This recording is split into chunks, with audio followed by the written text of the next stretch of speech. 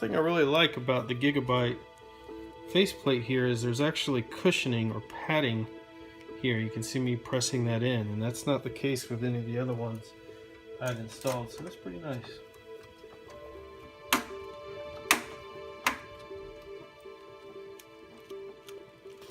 You should hear that click just like that, and then you can take your other faceplate if you're reselling and slide it right back in that bag. It'll look nice and new for its new home. Okay, so now we can take the motherboard and kind of just eyeball where the connections are. So you can see this connection here that goes onto, because your motherboard's going to have two power connections generally. So that pin right there, that 8 pin, is going to go just perfectly when I take this, the front of the motherboard, and line it where the faceplate will go. So that's going to fit exactly where the other motherboards did. The power cable here will connect just the same as well. So this is going to be a pretty perfect alignment here.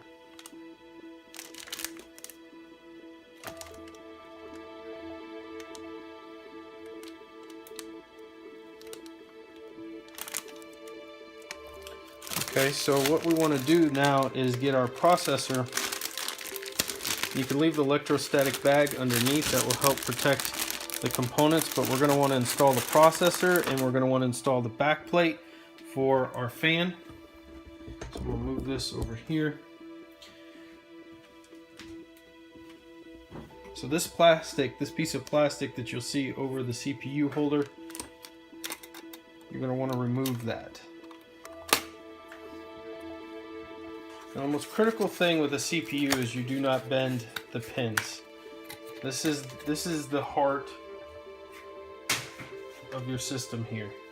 You do not want to bend the pins on the back or the pins in here or get debris in there. That's why it comes with a plastic holder. Now, the key to installing this is you're going to see on most processors, just like this one, there's an arrow right there where my finger's at. You see it?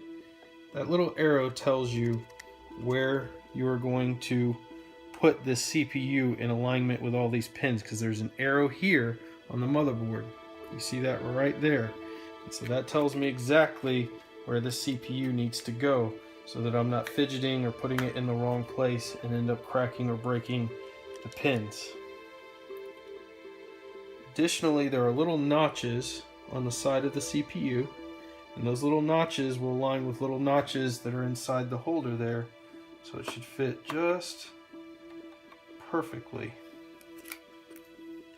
if you've got it right, and we do. So now we're going to drop the frame, we're going to back it up, pull it back, back it up, and then we're going to lock it into place.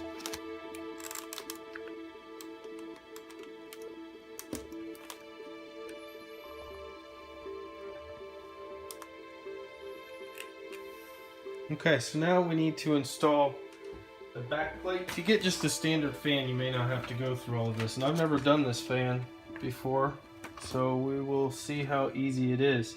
In the instructions for this particular fan, it tells you if you're installing for the LJ 11, 50, 51, 1366, etc., use this side for 775 or for AMD. So you've got different instructions, so make sure you follow those exactly. Okay, so here is the back plate unit. And I'm moving these to B. There's A, B, and C on these back plates, A, B, and C settings, and I'm switching them all to B, which is for the 1151. Alright, so now we are going to put this back plate underneath. And notice how I'm letting the edges do all the work here. I'm not touching any of the circuitry on the motherboard. You can see the screws coming up through the holes there. See the screws. These are the screw pillars that you need here.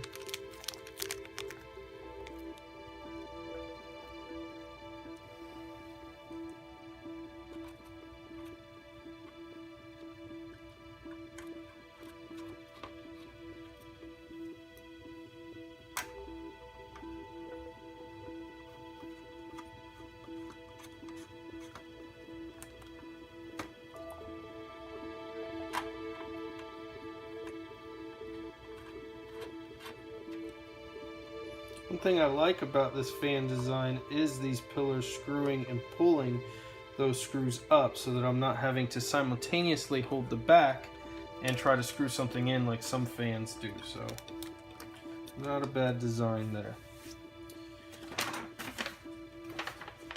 Alright, now that we have our pillars in place, we have our long brackets here.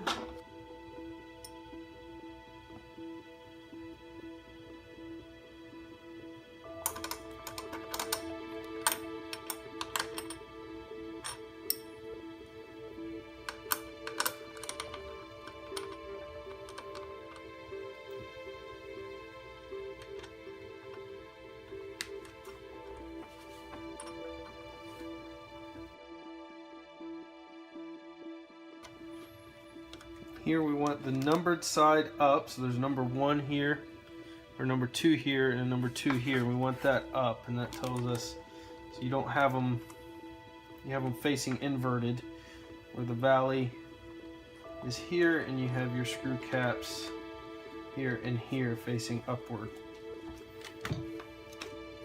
They do actually provide you a screwdriver with the hex and Phillips end. Quite interesting. So we'll carefully put all this plastic wrap off of this ginormous fan. So we do not want to bend the fins. That's the big thing. Just like a radiator in a car, you do not want to bend the fins. So I've unraveled the CPU cord from inside. Obviously you want to remove this label it says all over before you mount this down. And then these are the 2 screws that are going to go right into here. And then this will go down onto the motherboard, but you need to make sure you put some thermal paste on there, which they also provide with this, which is quite nice. So I had to pull one of the sides. I thought I was recording, but I wasn't. I had to pull one of the sides up to get the RAM in place because this thing is so colossal that it blocks the RAM slots. So now I'm just installing all 4 pieces of RAM. One of the things that is important with RAM is just line up that slot in the middle with the slot. The memory slot has a little pin in the middle as well, and make sure those line up. As long as those line up, then you're just going to push down. Now on mine, this one side over here is static, you can't move these, but over here you can push these sides down. So you want to push those down to install, and when this clicks in, that side will automatically pop up and fit in the notch right on the side. So I'm going to line up that middle piece and pop, and line up this middle piece and pop. And that's 32 gigabytes of RAM. So now we're ready to remount or retighten the CPU fan. This ridiculous monster of a fan. So now we're ready to mount this down. So we want to make sure when you're installing a motherboard you have these golden posts that will come with your case that you can screw in that align with the holes in your motherboard. So when you're screwing down, these posts keep the motherboard from basically shorting out against the back of the case itself. So make sure you install these golden posts. I've seen some people skip that, and you're basically just setting yourself, it may run perfectly fine for a little bit, but you're setting yourself out for a potential short. So make sure you have those gold posts set up and that they align with your motherboard.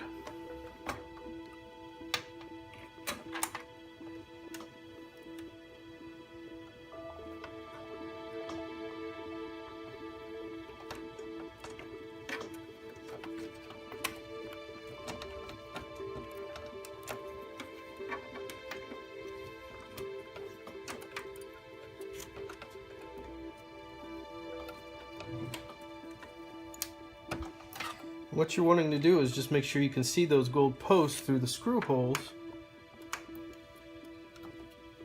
and you're pushing this front piece of your motherboard where all your USB connections and everything else up against this faceplate tightly enough, and you should be good to go.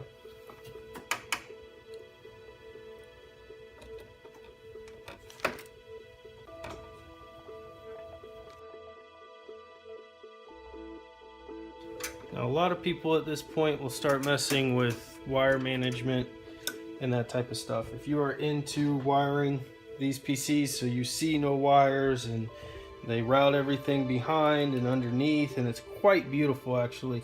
It's not something I waste time on.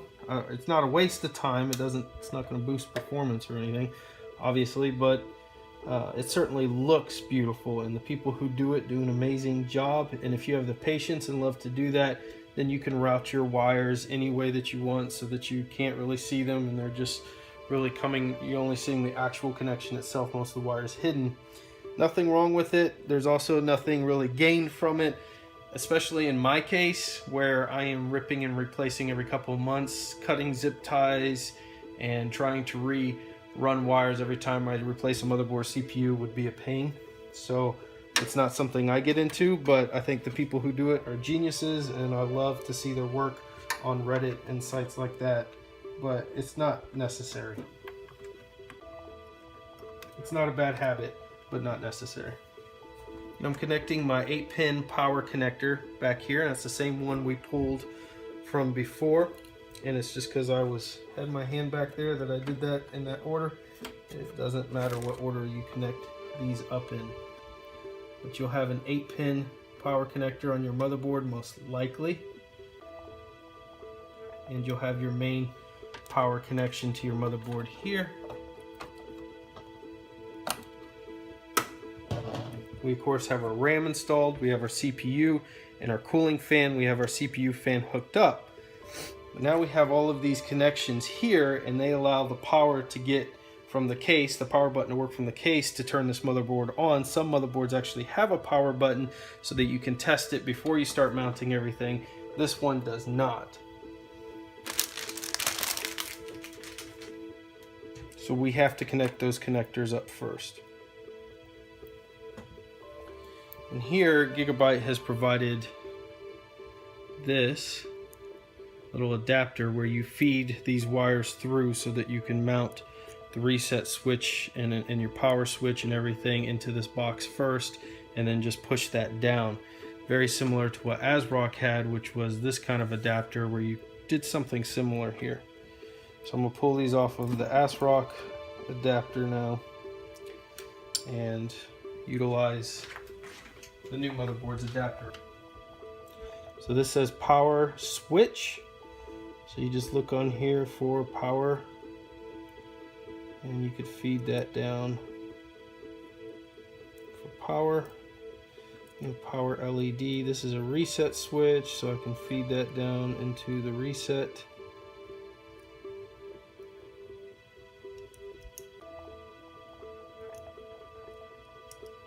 section there.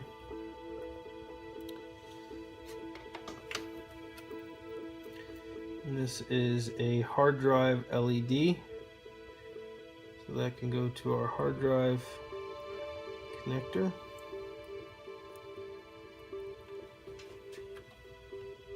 And this says HD audio. I'm going to connect that on the motherboard to the audio, and you can see there's a missing pin, or a pin that inside here, if you look close, that actually is blocked out or filled in, and there will be a missing pin where you're connecting it, and that's how you know where it is going to go.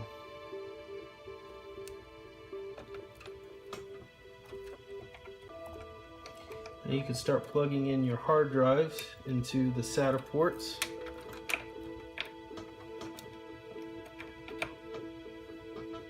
A USB connector into the USB. This one's very, very well labeled, so it's very easy to figure out where everything is going to go. We have our motherboard, we have our CPU, we have our cooler, we have our USB 3.0, we have our main ATX power, we have our 8-pin power, we have our hard drives, our CD-ROMs, everything connected through the SATA ports in the front. We have our power connections from the case and the LEDs connected. We have our front USB panel, USBs connected here. So all we're missing is a video card and we're done.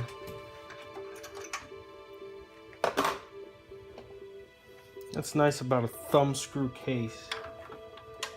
Nice and gently falls into place.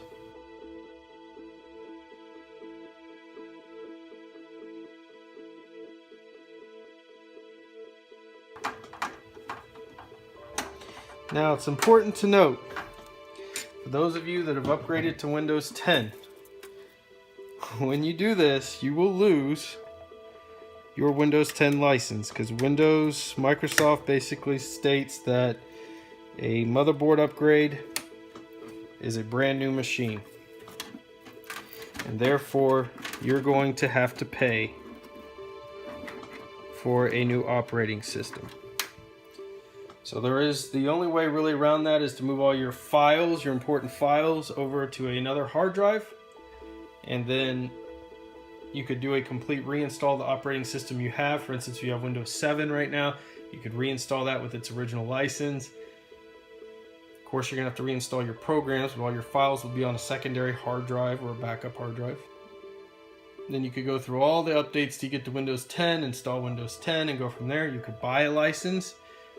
Now, I recommend you can go on eBay and just get a single license, just the license, the number itself, from a reputable seller, somewhere between $20 and $50. If you're going to buy the actual disc and things, you're going to be $100, $150. So keep that in mind. Use it for what it's worth. I can't guarantee a seller will be reputable or not,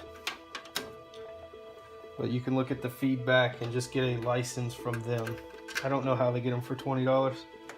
I don't really ask, but they do work.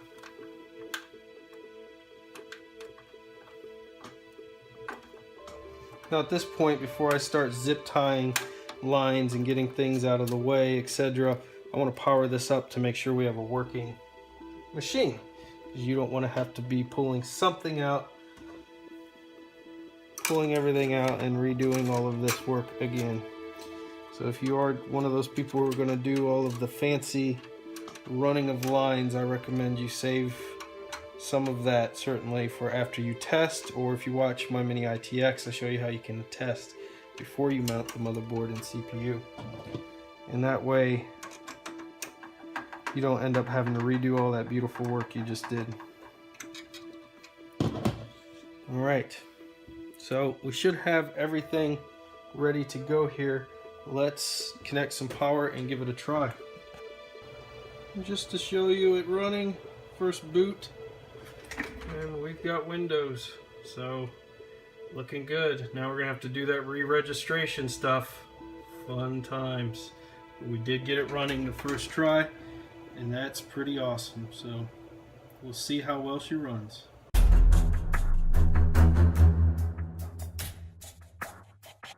Don't get this far. Does not like the video.